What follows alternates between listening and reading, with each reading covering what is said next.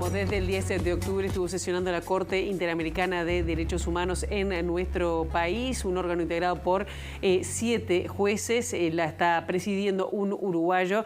Estamos hablando de Ricardo Pérez Manrique, quien ya tenemos el gusto, el enorme placer de tenerlo aquí con nosotros en el estudio de Ciudad Viva de TV Ciudad. Bienvenido. Hola, buenos días, muchas gracias por la invitación. Por favor. Realmente uno de los temas que queríamos hablar son muchos, ¿no? Pero ayer hubo una audiencia privada por el caso Gelman, que era uno de los casos que concitaba la atención a nivel, por lo menos nacional, de un caso que tenía que dar respuesta al Estado uruguayo, ¿no? ¿Qué pasó? Sí, primero, efectivamente, esta audiencia se realizó en Colonia. No participé de la audiencia porque al ser juez nacional no intervengo en los casos de Uruguay. Porque lo vi, el Estado estuvo representado por el Ministerio de Relaciones Exteriores, fue Macarena Gelman y sus abogados, y fueron representantes de la Institución de Derechos Humanos y el fiscal de Delitos de Lesa Humanidad.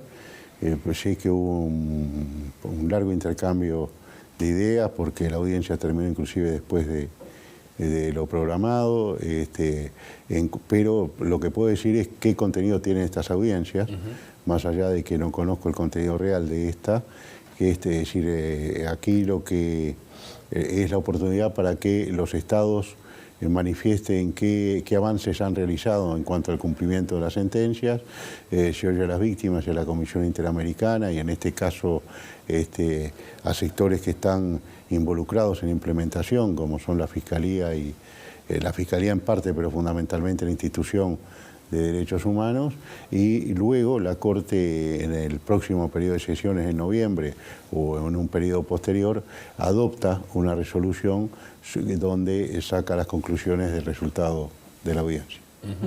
En 2021, bueno, se había dicho que de alguna manera se estaba en deuda con alguna de las medidas de reparación que se habían planteado para este caso. De las 12 creo que se habían cumplido 5 o 7. ¿Hubo pronunciamientos sobre este asunto en particular? Eso es justamente la finalidad de esta audiencia, es verificar el estado de cumplimiento de las medidas que todavía no se han declarado totalmente cumplidas. Y la Corte hará su evaluación con la integración del resto de los 6 jueces, hará su evaluación en una resolución que saldrá próximamente. Ahora, ¿qué pasa? En el artículo 63 de la Comisión Interamericana de Derechos Humanos dice que sería obligatoria para los estados el cumplimiento, porque además los estados ratifican. ¿Está en falta? ¿Cómo podemos decir en el caso de Uruguay? ¿Hay sanción? ¿Hay una advertencia? Pensando en el procedimiento sin meternos, que ya nos dijo que no estuvo en... Sí, lo que la Corte determina después de estas audiencias es justamente una valoración de cuál es la situación del caso concreto. Entonces la Corte puede, desde decir que hay un cumplimiento total de la medida 1, 2, 3, 4, decir que hay un cumplimiento parcial o que hay un total incumplimiento, y en ese caso hace un llamado al Estado y recomienda determinadas líneas de acción para llegar al cumplimiento de la sentencia. Ese es el mecanismo. ¿Cuándo habrá respuestas concretas a esto que se ha planteado ahora? Yo estimo que en los próximos periodos de sesiones, no sé si habrá tiempo para elaborar un análisis para el próximo, o si no, seguramente para el primero del año siguiente, que empieza en la tercera semana de enero. ¿Estaba en el caso Gelman, en el Estado, estaba pendiente de cumplir por el caso Gelman y por el caso de las muchachas de Abril, ¿no? No, en esta audiencia fue exclusivamente por el caso Gelman. No, sí que no estuvo, pero también es otro de que tiene pendiente Uruguay. El otro caso, el Uruguay tiene 3 casos pendientes. Uno son estos 2 que ustedes mencionaron.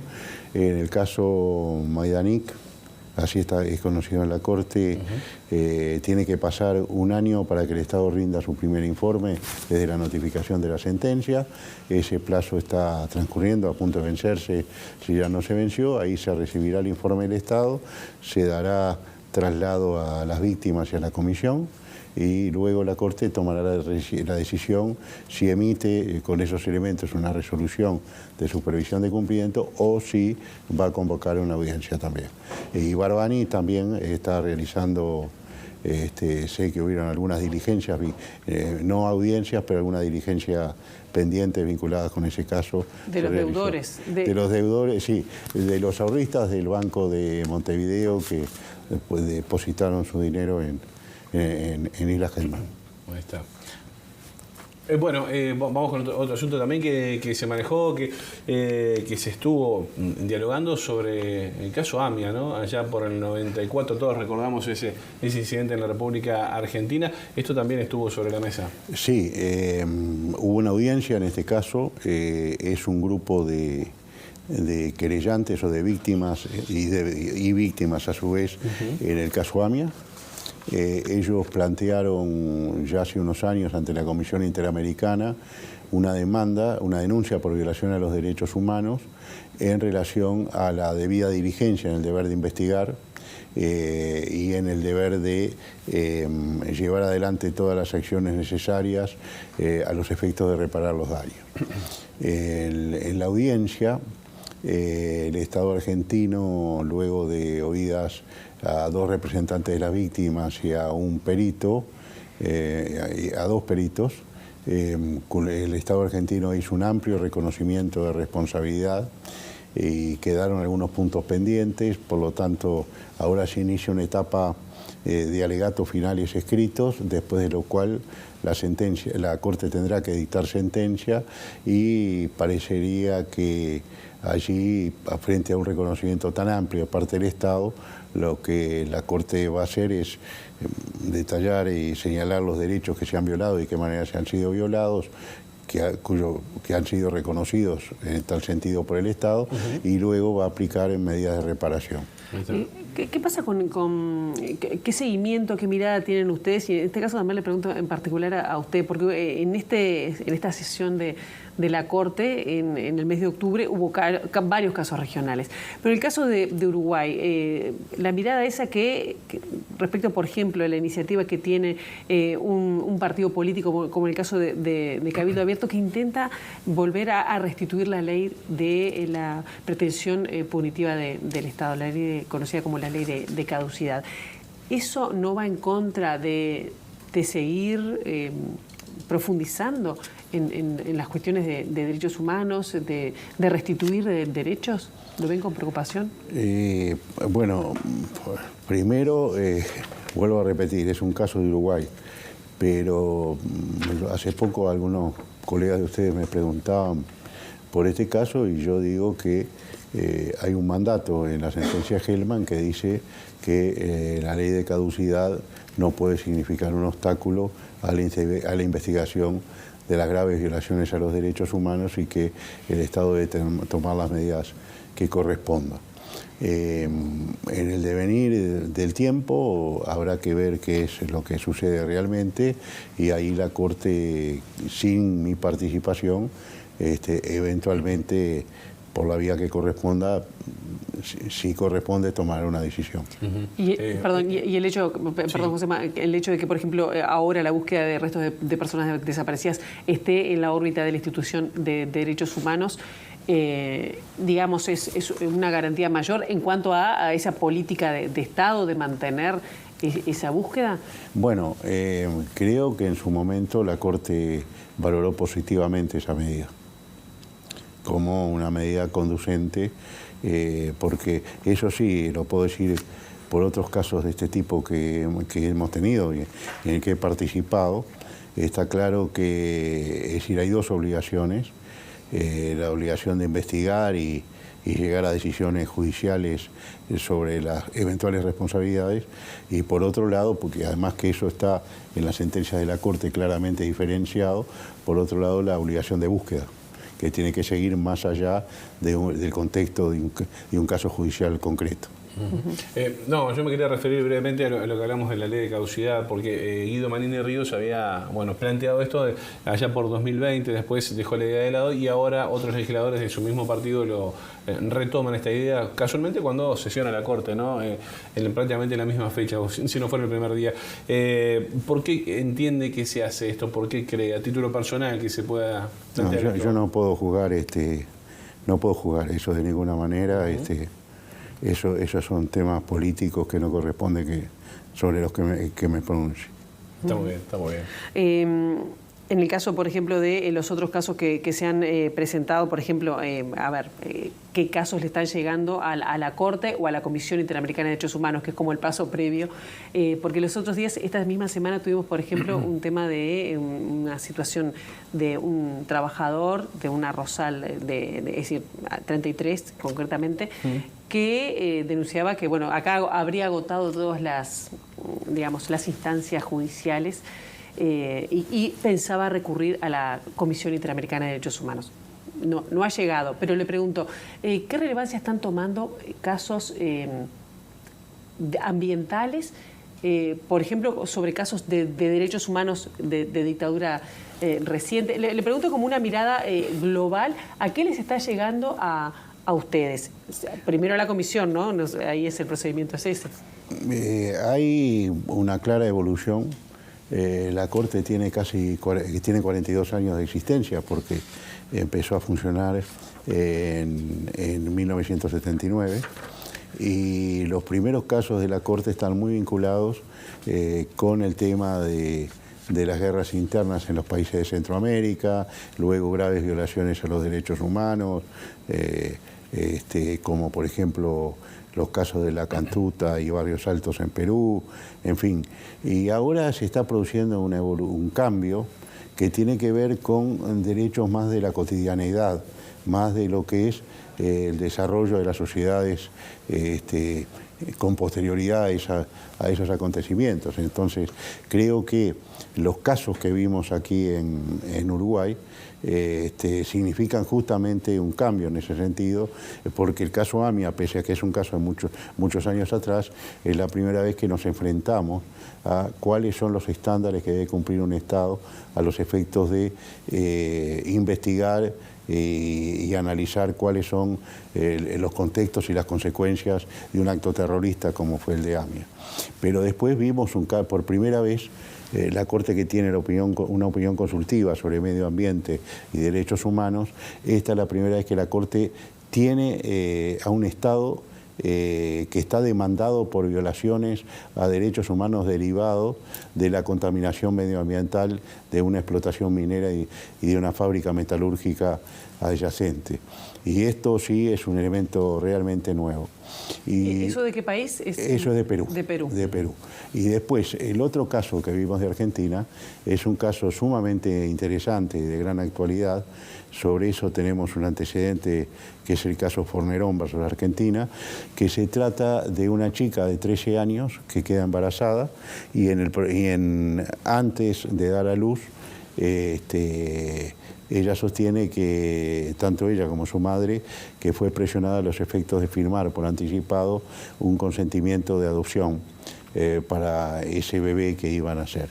Entonces lo que está cuestionado es la validez de ese consentimiento, qué efectos tiene eso sobre el derecho a la integración familiar y el derecho a la identidad, y eventualmente el pedido de la madre es que ya el niño tiene 8 años, está con una familia en una situación de lo que llaman en Argentina guarda preadoptiva, y ese caso está a consideración.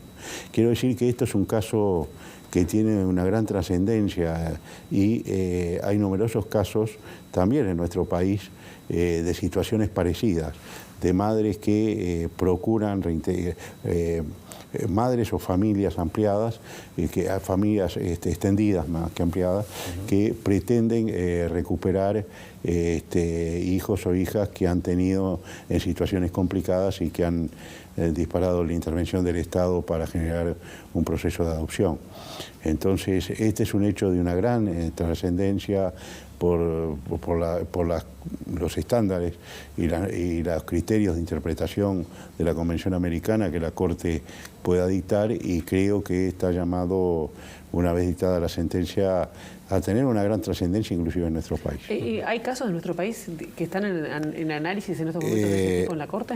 En la Corte no, pero me consta absolutamente que hay casos en nuestro país donde pasan situaciones, no digo exactamente igual, pero que tienen las mismas características.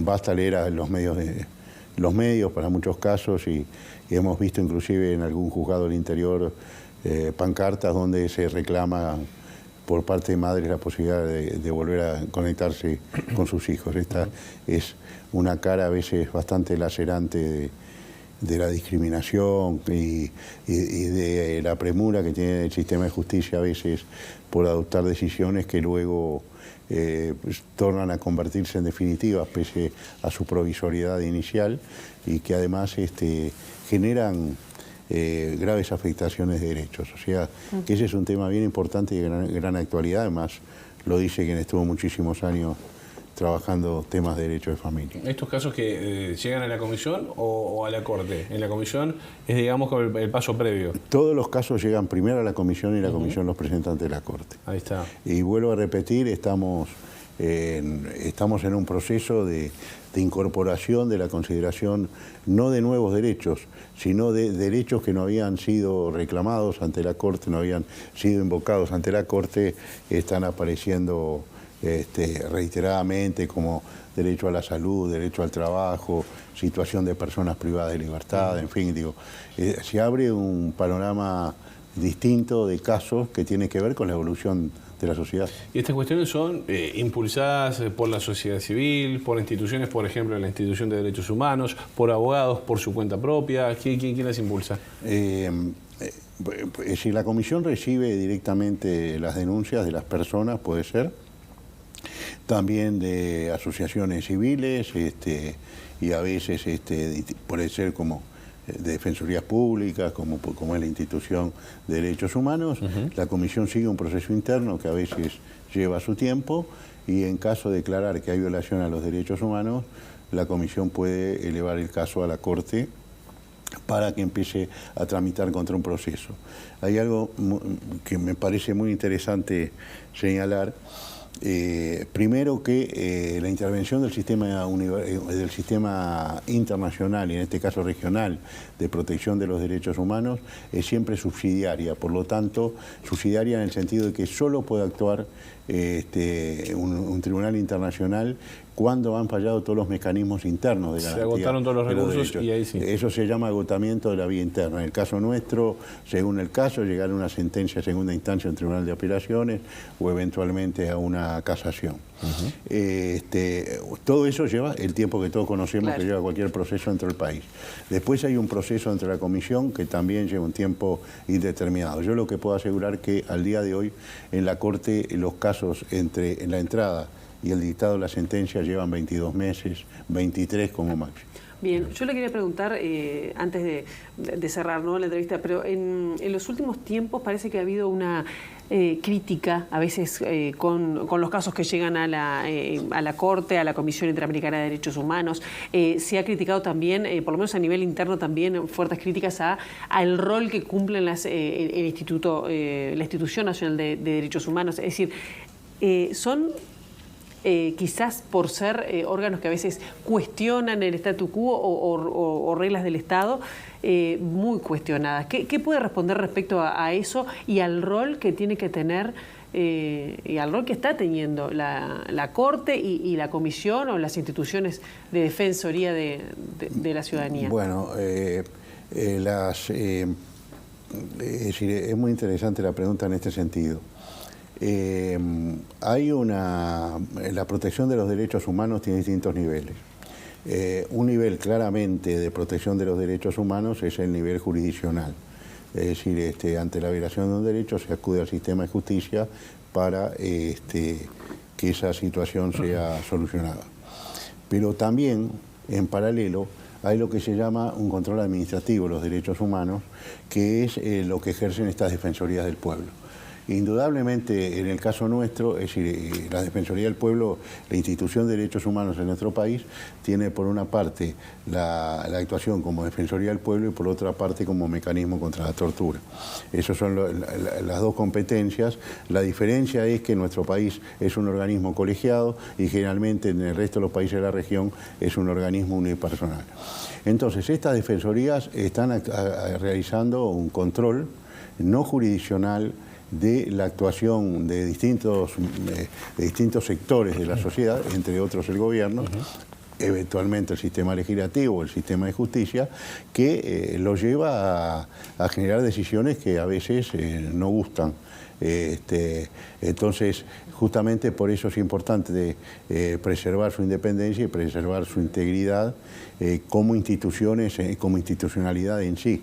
Es decir, claramente en nuestro país ha habido una renovación de autoridad de la institución y bueno, y veremos cuál es el funcionamiento a partir de ahora, y ahí habrá un proceso en el cual no es fácil ser defensor del pueblo y ser amigos de todos. Claro, claro. Yo recuerdo, le voy a hacer una anécdota. Sí. Hace muchos años yo tuve oportunidad de hablar con la persona que cumplió este rol en España por primera vez después de la Constitución post-franquista. Y él me decía que había terminado su cargo, su mandato muy desgastado y peleado con todo el mundo. Dice, esta es la consecuencia de haber desempeñado este cargo. Claro, claro. Nada más y nada menos. Como uruguayo, ¿qué significa presidir la Corte? Bueno, primero... Es el primero, además. El primero fue el doctor Grossespiel. Pasaste mal. Claro. Mal nosotros, mal. Yo soy... pero ha habido una trascendencia equivocada, ha trascendido equivocadamente que yo era el primero. Lo que soy, el primer juez uruguayo que llega a la Corte Interamericana. Es muy importante ser juez de la Corte Interamericana. Para mí eso es lo más importante. Esto a mí me ha permitido a esta etapa de mi vida un formidable desarrollo desde el punto de vista de conocimiento y profundización en derechos humanos. Siempre recuerdo al ex miembro de la Corte y compatriota Alberto Pérez Pérez, que era profesor de Derechos Humanos y Derecho Constitucional, que decía a veces que él había realmente entendido y aprendido derechos humanos cuando fue juez de la Corte Interamericana. Yo suscribo esas palabras. Uno tiene una dimensión diferente totalmente y mucho más profunda, y tiene una visión de todo el continente, de toda la región, que es lo que sucede. Y creo que es muy importante que un pequeño país como Uruguay pueda tener un juez o una jueza allí. Creo que Uruguay debería tener como objetivo estratégico de su política exterior tener jueces en la Corte y comisionados, que donde estamos muy atrasados. Hace mucho tiempo que Uruguay no tiene un comisionado. La comisión es muy importante desde el punto de vista del sistema. Ahora ser presidente permite seguir poniendo en la práctica líneas de trabajo que yo había sostenido en la Corte de Uruguay. Como la línea de justicia abierta, un tribunal dialogante, es decir, un tribunal que dialoga con periodistas, con sociedad civil, con estados, con las cortes, con todo el mundo, y de un tribunal que lleva estratégicamente una política de vinculación y una política de fortalecimiento interno. Es decir, hemos anunciado en el Uruguay la aprobación del primer código de ética de jueces de la Corte Interamericana, y es parte de ese proceso de fortalecimiento interno de la Corte y legitimarla a través de hacer conocer su trabajo. ¿Y desde lo humano? Desde lo humano es un desafío tremendo, no solo por el esfuerzo, sino fundamentalmente porque uno se pone en contacto con el dolor y con el sufrimiento de las personas. En marzo de este año, y con esto termino, porque creo que está llegando el tiempo, en marzo de este año presidí un grupo de trabajo de la Corte que se constituyó en la selva del Darién, en Panamá, lugar por donde después llegan los inmigrantes que vienen del sur, que vienen de Colombia, que vienen de Venezuela, que vienen de otros países. Y ahí vi realmente el sufrimiento de las personas, cómo el ansia de una vida mejor y poder superar privaciones, etcétera, hace que pongan en riesgo su vida tratando de pasar esa selva donde son objeto de extorsiones por parte de los coyotes. Tienen que 10 días les lleva el recorrido a pie por una selva muy complicada. Y como muestra el dolor, cuando nosotros estábamos en el campamento, llegó un chico haitiano de 16 años que había dejado en la selva a su hermano de 14 años, que había muerto porque no había resistido el pasaje. Entonces, este dolor, estas cosas son los que a uno lo conmueven desde el punto de vista humano y redoblan la necesidad de trabajar por los derechos humanos. Bueno, ¿qué más que decir con respecto a eso? Ni hablar. Te eriza la piel. Ricardo Pérez Manrique, muchísimas gracias y bueno, en su próxima vuelta lo estaremos convocando nuevamente. Con mucho gracias. gusto. Con mucho gusto. Un placer tenerlo por acá. Nosotros ahora